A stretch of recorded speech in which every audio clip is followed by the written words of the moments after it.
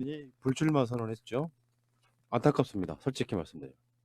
어, 그러니까 이게 그러니까 오늘 원래 이제 김우겸 대변인 관련한 이 당의 입장을 오늘 발표할 예정이었다고 해요. 오늘.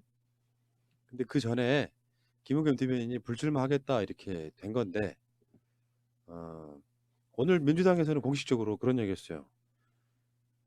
김우겸 툭이 없었다. 뭘까 싶어요, 이게. 그러니까 다시 말씀드리자면 저는 이런 전제를 먼저 말씀드리고 싶습니다. 음,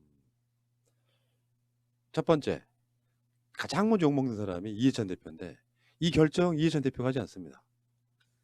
이 결정은 이해찬 대표랑 아무 상관이 없어요. 첫 번째, 그 첫 번째 걸 알아두셔야 되고 두 번째, 당 입장에서는 김우겸 대변인이 출마하면 부담스러운 게 있을 수도 있다고 생각이 들어요. 다만 저도 김우겸 대변인의 불출마가 안타깝긴 하지만 전체 총선판을 같이 생각을 해야 된다는 측면에서는 내 마음에 드는 결정이 안 나오지 않았더라도 뭐 민주당 지지 처리하거나 이런 건 안 했으면 좋겠다. 전 이게 세 가지 결론이에요. 그러니까 저도 일단 전제 조건은 지금 민주당이 굉장히 잘하고 있다. 전체적으로 지금까지 민주당 역사상 이 정도로 잘한 적이 있었나 싶을 정도로 지금 잘하고 있어요.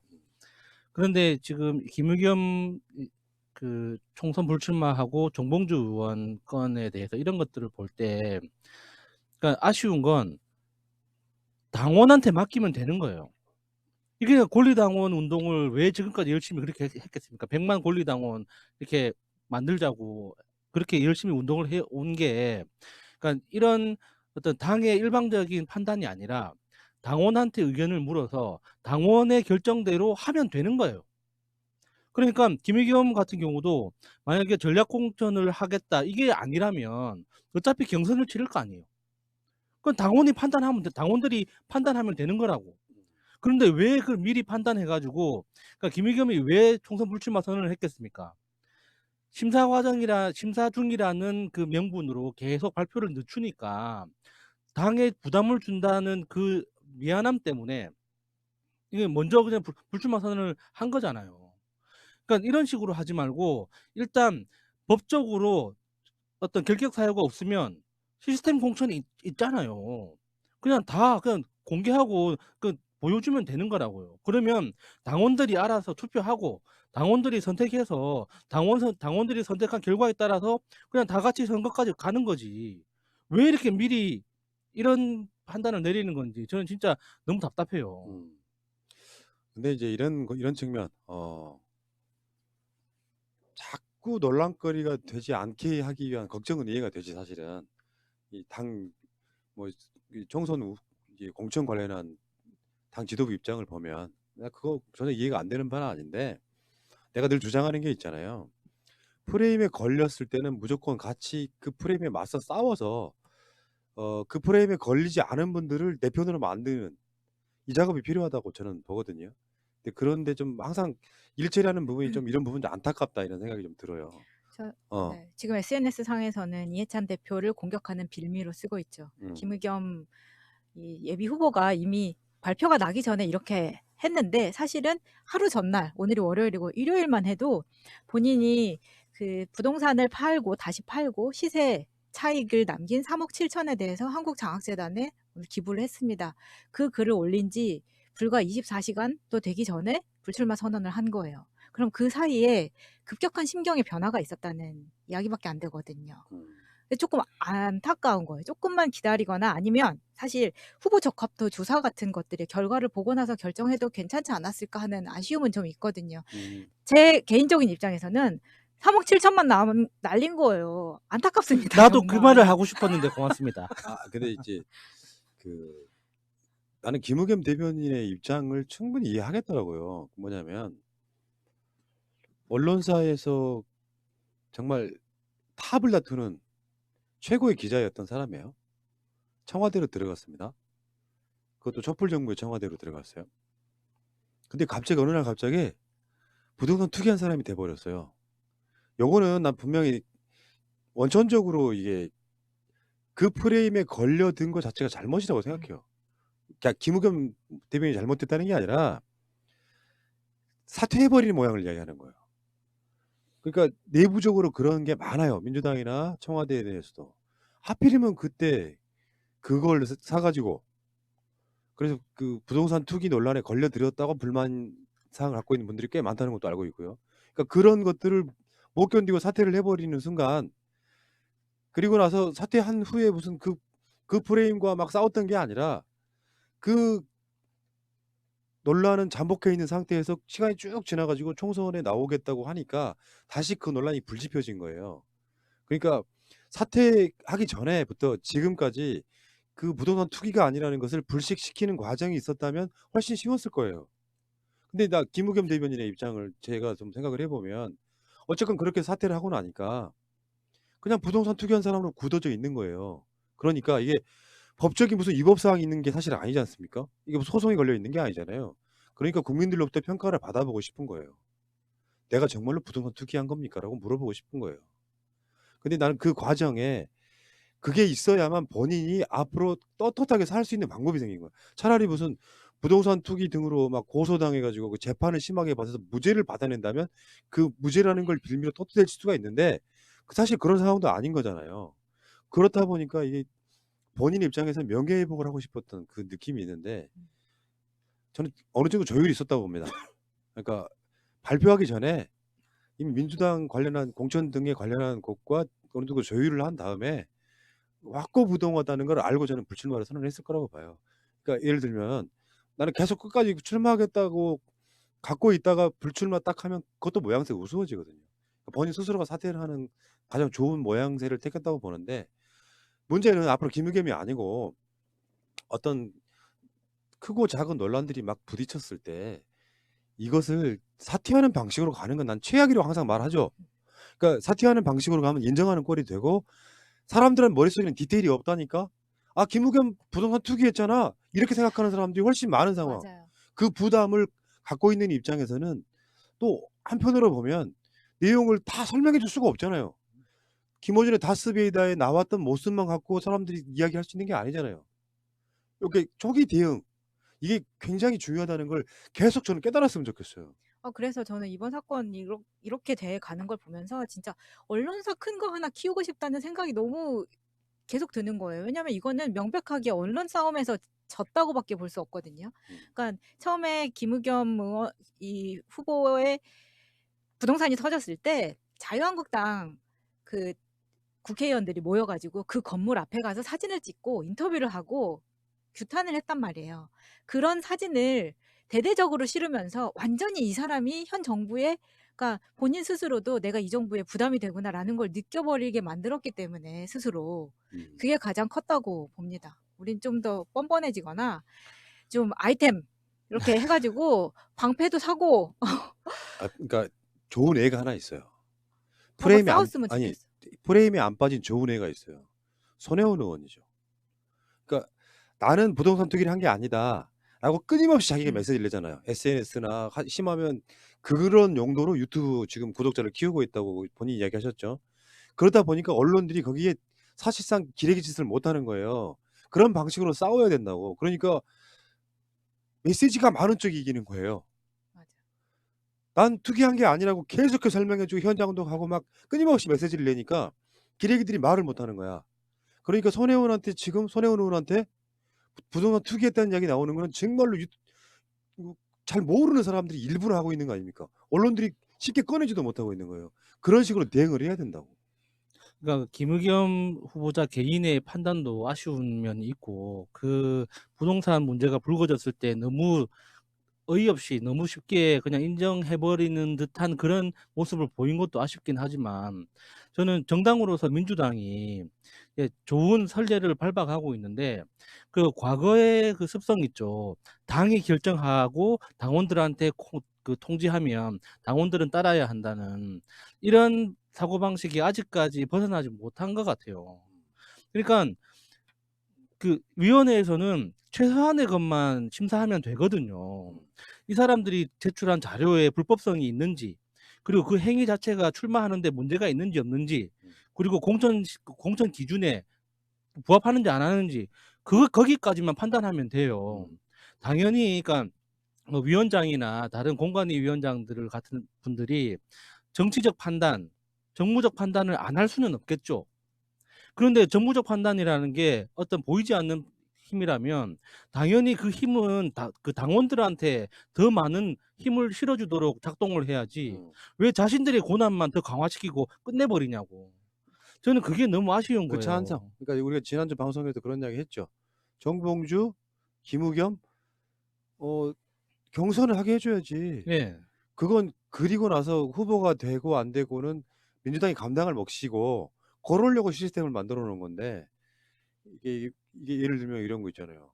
오늘 김우겸은 투기가 없었다 해보니까 그러니까 결국에는 투기가 있었다고 발표를 할 수도 없는 상황에서 불출마하고 나서 이런 메시지는 다 의미가 없다고 보고요. 예를 들면 정봉주 의원 같은 경우도 그런 거 아니에요. 핵심은 정봉주 의원이 그 당시에 본인이 사퇴했던 거는 사퇴라기보다는 이제 그 법정에 섰던 건 그거잖아요. 내가 카드 사용 내역이 거기서 나와버렸어.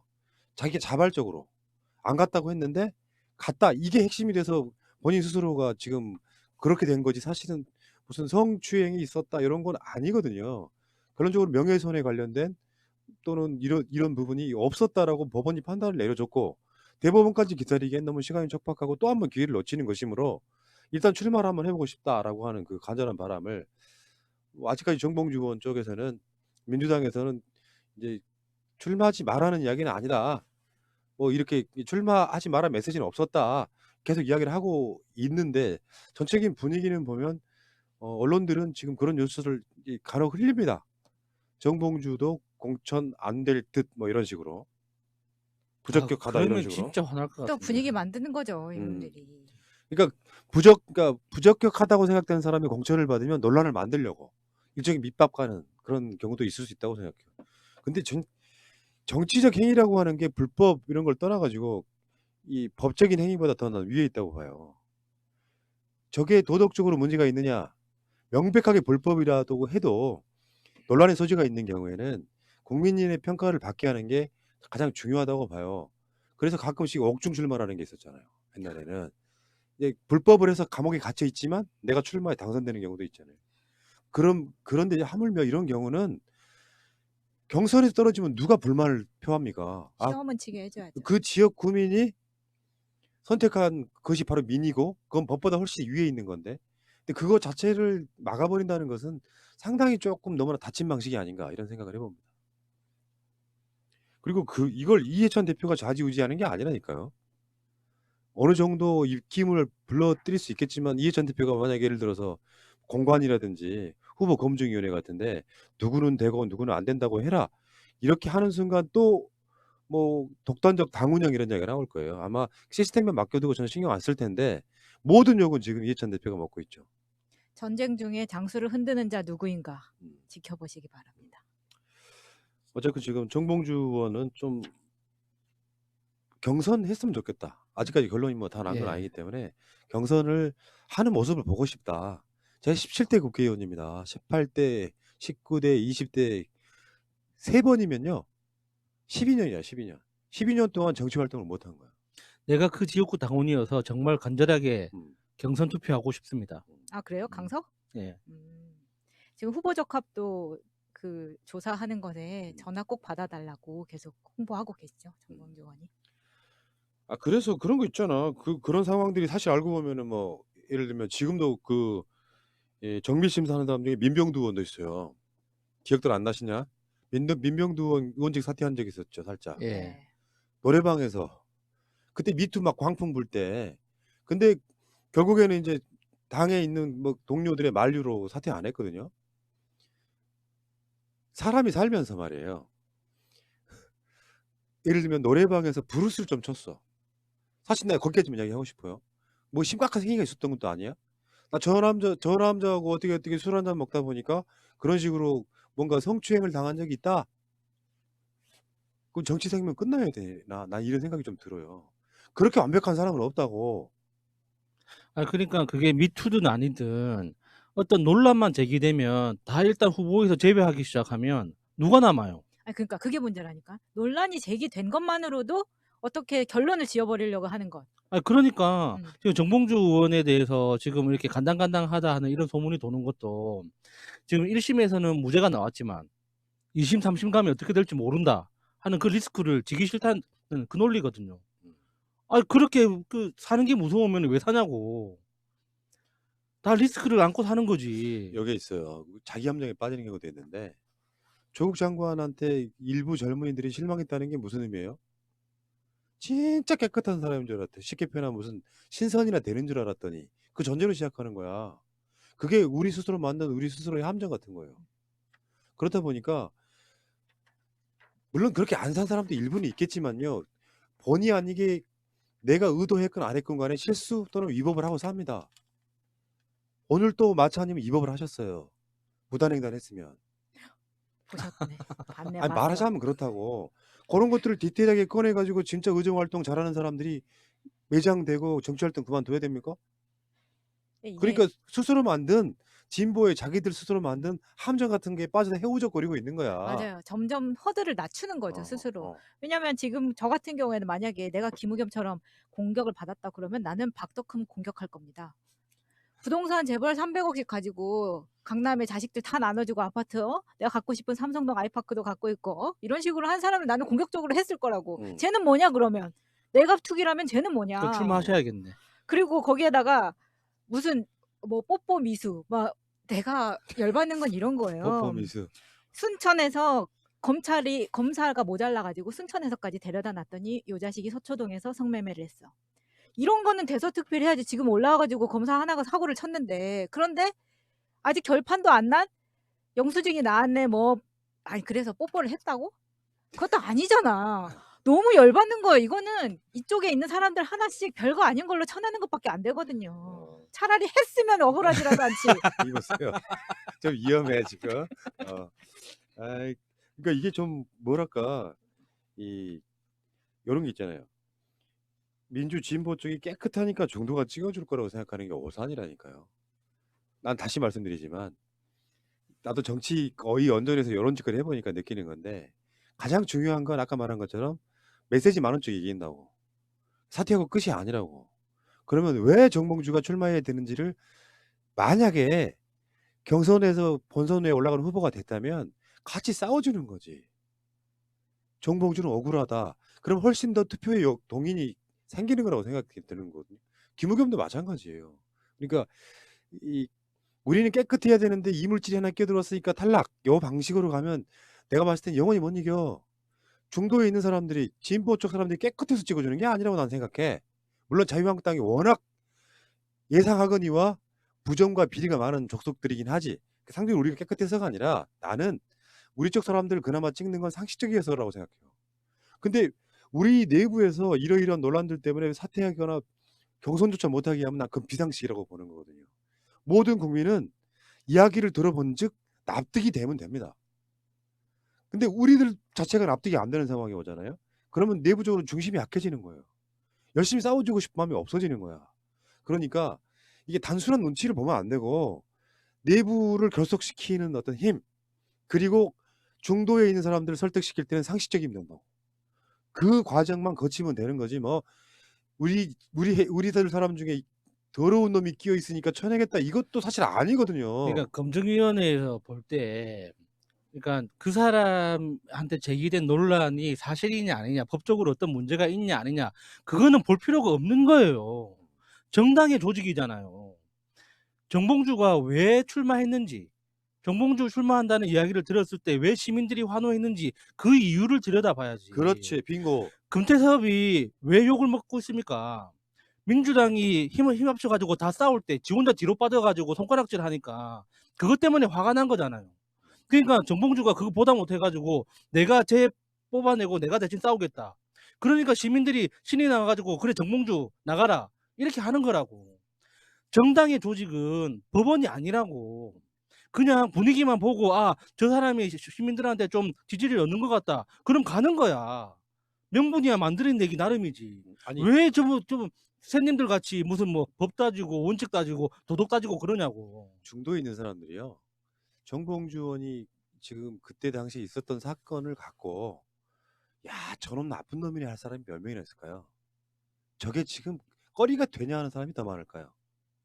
난 후자가 훨씬 많을 거라고 보거든요. 뭐 그 사람들한테 설득이 된 거거든요. 그 아무 문제 없다고 보고 그 과정이라는 게 있는 것이고 어쨌건 지금 또 민주당만 성토할 건 아니고요. 가끔씩은 좀 어쩔 때 보면 잘하다가도 이렇게 헛발질할 때가 있어요.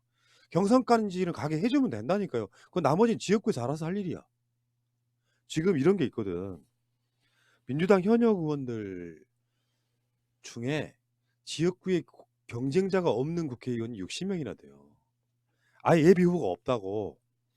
그러니까 물갈이가 안 되는 거예요. 차라리 지금 민주당이 제일 잘못한 건 뭔지 아세요? 하위 20% 공개를 했어야 된다고. 그래야 현역 물갈이에 자연스럽게 활용이 되잖아요. 언론에다가 알려지기 시작하면 일 못한 사람은 쳐낸다. 그게 혁신이야. 당이라는 게 그런 거 아니에요. 그러니까 근데 지금 현역 의원들 60%는 당내 경쟁자가 없어. 예비 후보로도 누가 등록을 안 한 거야. 자기가 안 될 게 뻔하니까. 그러니까 나중에 어떤 얘기가 나오냐면 민주당이 자유한국당보다 물갈이를 덜하는 혁신이 안 되는 정당이 될 수 있다고요.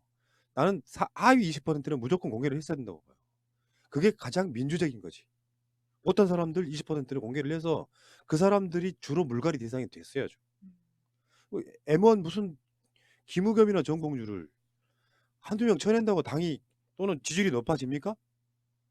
다시 말씀드리지만 조국도 마찬가지고 정봉주, 김우겸 마찬가지고 무슨 프레임이 걸렸을 때 당당하게 싸워. 나는요. 아까 말한 그 중도층이 아니라 지지층은 뭐냐면은 내가 속해 있는 집단이 강하게 싸우려고 할 때 돕고 싶은 거야. 어떤 프레임 부딪혔을 때 그래 더 단단해진단 말이에요. 자유한국당이 30% 지지율을 갖고 계속 장애투쟁했던 이유가 뭔데? 깝깝하게 느끼는 자유한국당 지지자들은 황교안이 나가서 센 말 해줄수록 사이다라고 느끼는 거거든. 그러니까 자기 당을 사랑하는 거예요. 물론 그런 근본도 없는 야당하고 똑같을 수는 없겠지만 기본적으로 지지층을 결집하는 것은 그런 스킬이 필요하다. 이렇게 말씀드리고 싶습니다. 그 이야기는 여기까지 할게요.